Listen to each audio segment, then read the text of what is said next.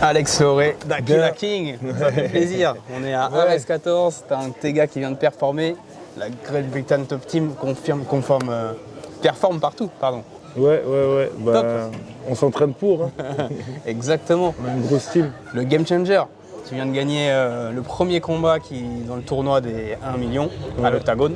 Ouais. Là, le prochain combat, c'est en mai. Si je ne me trompe pas, c'est ça, le 20 mai. Le 20 mai. Ouais. 20 mai, donc en pleine préparation. Et un gros client. Ouais, un gros client, l'un des gros clients, l'un des plus gros clients de l'organisation. C'est la star de leur gars. Voilà, c'est la star de leur gars. Mais je pense que franchement, en parlant de physiquement et techniquement, il est battable.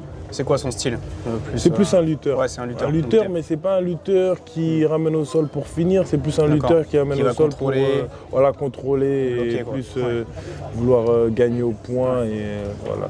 Donc on sait que Great Britain Top Team, c'est gros niveau de lutte avec Brad Pickett. Tu peux nous dire un peu comment tu t'entraînes et comment tu travailles spécifiquement ce domaine?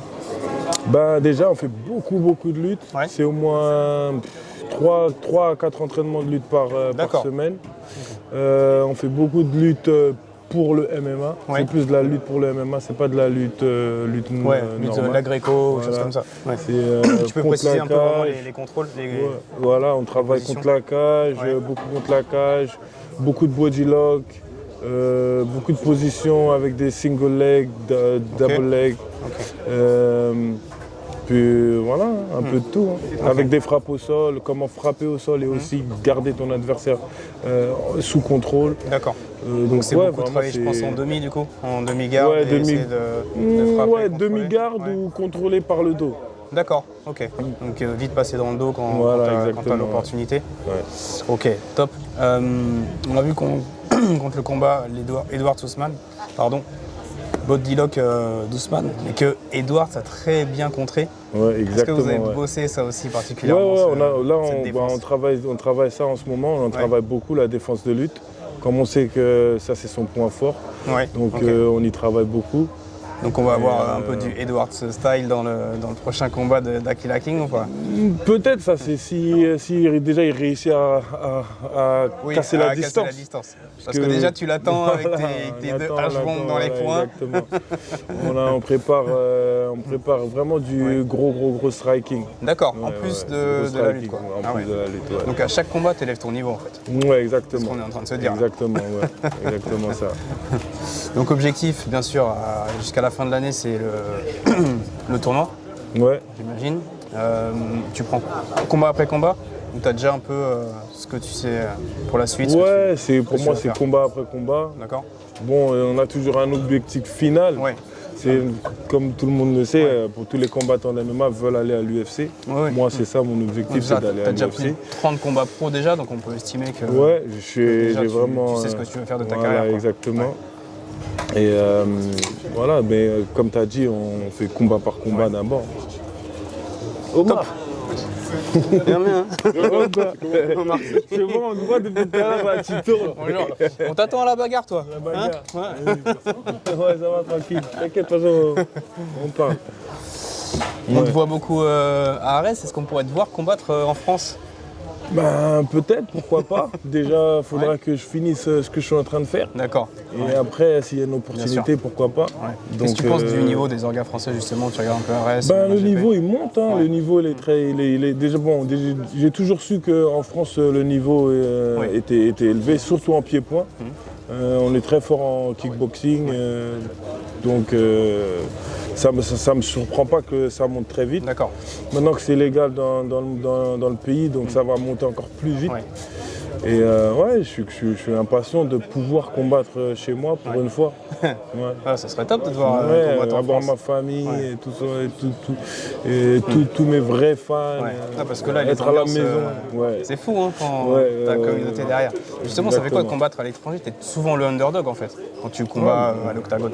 Ouais, exactement. Je suis souvent le underdog. Avec le temps, je me suis habitué en fait. Donc je sens plus trop. Plus de pression. J'ai plus trop de pression par rapport à ça. D'accord. Pour moi, la pression, c'est juste remporter le combat ou comment le combat va se passer. C'est tout. Donc le public, vraiment, ça me touche plus trop.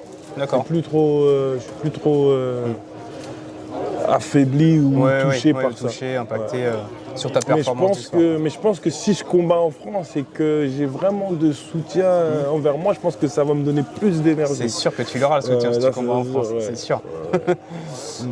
Au niveau stratégie, on dirait que tu nous surprends toujours. Alors, je pense que, est-ce que tu arrives avec un plan dans la cage ou tu te dis tu vas laisser dérouler le combat et si je peux placer un combo, Moi je suis plus un combattant qui laisse le combat se dérouler. D'accord, ouais. J'aime bien être prêt pour toutes les éventualités. Voilà, toutes les éventualités du combat.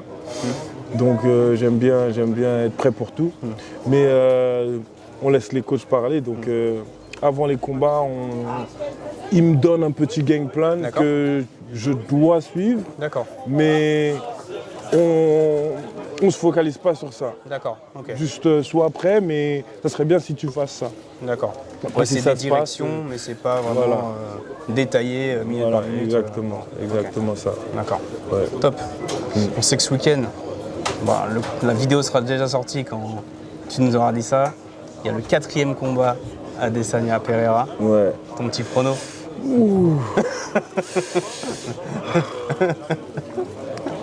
Franchement, Pereira, il est très fort, il est très bon. Mais je pense que Adesanya peut le faire. D'accord. Parce que je pense que pour lui, c'est un challenge. Et c'est un combattant qui aime bien les challenges et qui, comment dire en anglais, strive pour les challenges. C'est-à-dire, ça lui donne, il se nourrit des. Et j'ai comme l'impression que je l'ai senti. Je l'ai senti à la conférence de presse aussi qu'il avait vraiment une énergie différente pour celui-là. Donc peut-être qu'Adesanya pourra l'emporter pour celui-là. Espérons alors. On espère, ouais. Aussi pour garder un champion africain parce qu'on en a plus. On les a tous perdus. On les a tous perdus. Exactement. Force à la Côte d'Ivoire, force à Dakila King. On te revoit. The Game Changer. 20 mai à Prague. Suivez-le sur les réseaux. Merci et donnez de la beaucoup. force. Ouais. À bientôt. À bientôt. Merci.